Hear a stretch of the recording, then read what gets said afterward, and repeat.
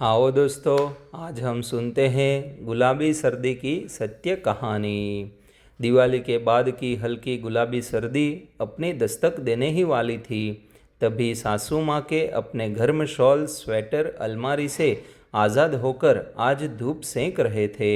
हफ्ते भर से लगातार वे सबको एहतियात देने में लगी थी। गर्म कपड़ों को धूप दिखा दो, रज़ाइयाँ निकाल लो, न जाने ये गुलाबी सर्दी कब सुर्ख हो जाए। हर बात पर उन्हें जल्दी रहती। हम सब यही सोचकर उनकी बात को अक्सर टाल देते। और अभी तो दिवाली गई थी। घर पर सभी दिवाली की थकान से चूर थे। सबका लंबी छुट्टी के बाद अपने रूटीन पर आना था। सबकी तरह मैं भी रोज़ उनकी बात को टालती रहती। मैं उन्हें अक्सर यह कहकर ऑफिस निकल जाती, माँ जी कल दिखा दूंगी धूप, आज लेट हो रही हूँ, सॉरी। हाँ हाँ, रोज़ यही तो कहते हो तुम सबकी फ़िक्र है मुझे, सो कहती रहती हूँ। पर किसी को मेरी बात सुननी ही कहाँ है। तुम लोग की पीढ़ी को तो प्यास लगने पर ही कुआं खोदने की आदत है। मैं ही फालतू में टर टर करती रहती हूँ। मैं फिर से उनकी बात को टालकर ऑफिस से निकल गई। सुबह मौसम ठीक ठाक था, पर आज दोपहर होते होते बिन मौसम हल्की हल्की बारिश होने लगी।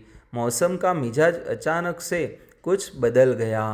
हमेशा की तरह मुझे आज भी ऑफिस से निकलने में शाम हो गई। बारिश ठहर तो गई, पर सर्दी बढ़ा गई।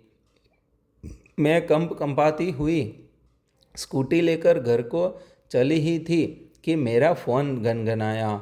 स्कूटी रोककर देखा तो सासू माँ का फ़ोन था। मैं समझ गई कि फिर से वही डांट सुननी पड़ेगी कि बोला था मैंने कि गर्म कपड़ों निकाल लो, पर तुम लोग मेरी सुनो तब ना। ये वो अब न जाने क्या क्या ज्ञान देगी। यही सोचते हुए मैंने फ़ोन उठाया। जी माँ जी। बेटा, कल मैंने तुम्हारे एक स्वेटर को धूप दिखाकर तुम्हारी स्कूटी की डिक्की में रख दिया था। उसे पहनकर ही आना, सर्दी बढ़ गई है। आज मैंने तुरंत स्वेटर निकाला और पहनकर घर को चल दी। घर आते ही मैंने देखा तो देवर, देवरानी और बच्चे सभी स्वेटर में थे। मेरे पीछे ही मेरे पतिदेव आए। वे भी गोल्डन रंग के स्वेटर में चमक रहे थे। हम सब घर आ चुके थे। माँ की बात को न मानकर हम सब पछता रहे थे। उनकी डांट सुनने को हम सभी तैयार थे। हम जानते थे कि अगर वो हम सब के स्वेटर को निकालकर धूप न दिखाती तो हम सब आज बीमार पड़ सकते थे। अब रात को भी कंबल और शॉल की ज़रूरत पड़ी। माँ ने वह भी सबके लिए तैयार रखे थे। सब रात गहराते ही अपने अपने कमरों में जाकर सो गए। मैं तभी माँ जी के कमरे में गई और गीता पढ़ती हुई सासू माँ पर नया गुलाबी शॉल डाल दिया, जो मैंने उनके लिए आज ही खरीदा था। माँ जी, आप अपनी टर्टर कभी भी बंद मत करना। आप हो तो ज़िंदगी हल्की हल्की गुलाबी सर्दी सी लगती है। आपके होते हुए कोई भी मौसम सुर्ख हो ही नहीं सकता।